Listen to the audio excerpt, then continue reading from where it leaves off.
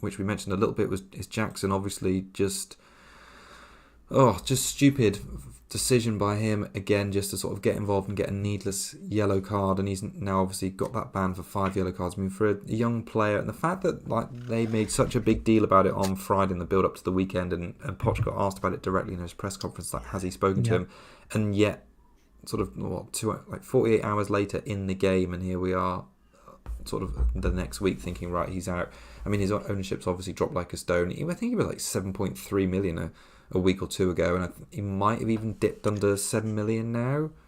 I think he's 7 million. Is he? Oh, okay. He's back to his starting price. But yeah, there's obviously been that mass exodus. I mean, we talked about Morris being a potential player to replace him with, and I kind of think if you've got Jackson and he's going to have that red flag on him, it probably does make sense that, you know, Morris is a good short-term pick for this week, but if you're a short-term manager and you're potentially playing the double game week, and what can come of that. But if you're probably looking a little bit longer term, I think there's definitely other players to look at. So, I mean, if you've got a little bit more budget to spend, I'd be looking at Watkins. 5 returns in 6 games now. He's basically showing that consistency we expected at the start of the season and what I had hoped for him. He's got a great run of fixtures as well starting now. I mean, obviously he and Diaby, we've obviously spoken about Cash having the fixtures, so just again they're Brighton, Wolves, West Ham, Luton and Forest, so in the sort of the next 6, so they're looking really good. He's got 1 point fewer than Diaby, which, you know, is a bit of a lingering point for me really, because Diaby's so much cheaper and he's in midfield, so he's getting that extra point for a clean sheet. But we're really looking at this from like a who you're going to replace Jackson with as a forward point of view and a forward pick. So he's averaging 3.2 shots in the box per 90 this season, which is the 5th best of all strikers. So, you know, he's not right at the top, but he's providing a good sort of rate there, and 0.5 xG per game, 6th highest. Again, not great per 90, but I kind of think if you're playing the fixtures, he's a good bet really. I mean, he showed against Chelsea he can be a match winner. Obviously got the goal and the 3 bonus points, and you'd expect now that he's got that goal, he would go on a run. He did that last season, and the fact that he has got 5 returns in 6 games now, it just takes one game for him to get like a double return in for him to shoot up even higher in the forward rankings. And the fact that he's had a price drop as well, down to 8 million, it's just like a slightly more incentive. So, you know, 17.5% owned, he's, you know, still relatively a differential. He's definitely not part of the main template, so it might be a good idea to go early there. They've got like good fixtures up to game week 16, so yeah, I like Watkins. Other players to mention, Darwin. I don't know what we'll talk maybe more about Liverpool when we get to our teams at the end, because you've still not gotten any Liverpool coverage, and he actually shocked me when I look at it. So 5 returns in the last 4 games. I mean, he's only started 2 of those 4 and only 2 all season, so you're really paying quite a lot of money there, 7.4. But based on what his performances have been like recently, you wouldn't be surprised if he starts to become first choice in Gakpo or Cody have a spell of playing on the bench. So he's actually got 8 big chances. That's the second highest of all forwards after Haaland in the last 4 games. 11 shots in the box is the highest too. And when you consider he's only started 2 of those 4 and the other 2 appearances have been 20 minutes, I think he's shown how sort of electric he can be. I was irritated with him though at the weekend. I mean, he's still a little bit wasteful, but like Salah played like a nice ball to him. He was on the penalty spot, he had time, and like he hit it first time and way wide. So he's still a bit, I think he's got like his shot conversion rate is improved since last season, but you know, he's an interesting punt. And Liverpool's fixtures do turn from game week 8 after this Tottenham game, which is away from home.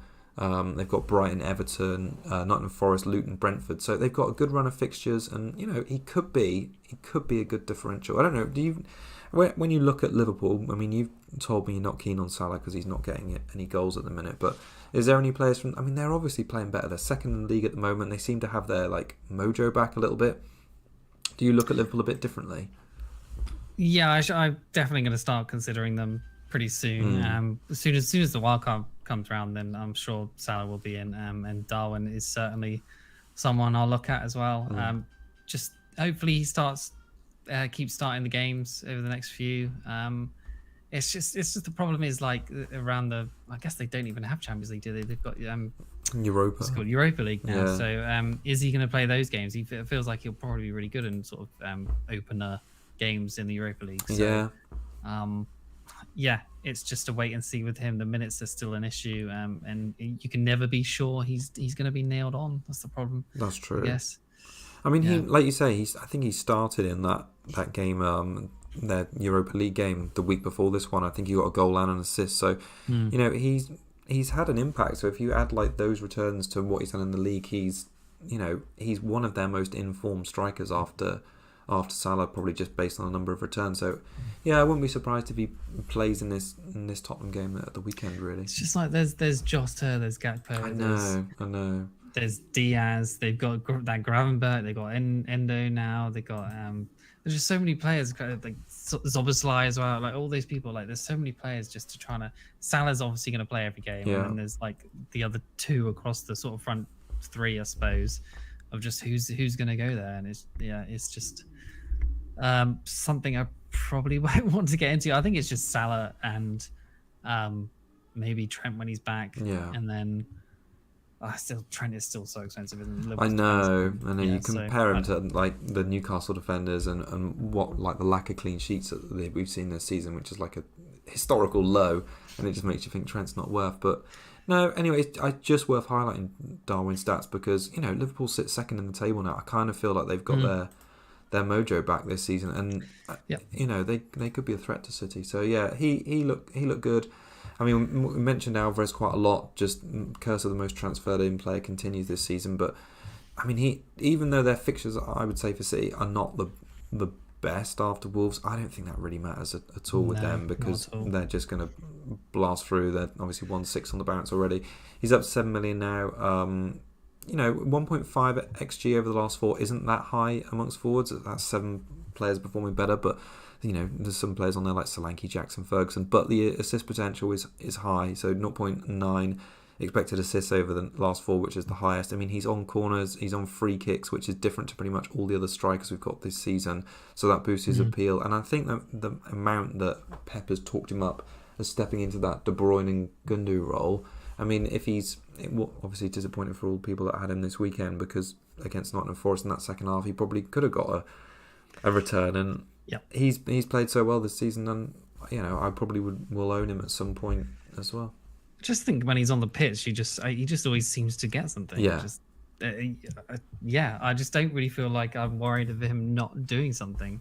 I don't feel like he's ever going to blank. So I don't know, when there's Haaland and everyone else, there just feels like he's just going to get points most weeks. Exactly. No, I think for I know I'm a bit gutted I didn't get him at 6.5 or at the start of the season, really, when when De Bruyne was out, Gundogan was gone, and he looked like he was going to be playing that. I don't know why it took us so long to realise his potential, but that was City roulette, isn't it? You just were never sure, But no, he looks like a really strong pick. So if you haven't already got Alvarez, I'd say he's firmly part of the template now. He's like 31% ownership, so you're just going to be joining the crowd rather than sort of making up.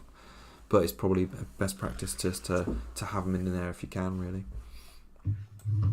Cool. Should we talk a little bit about Son, because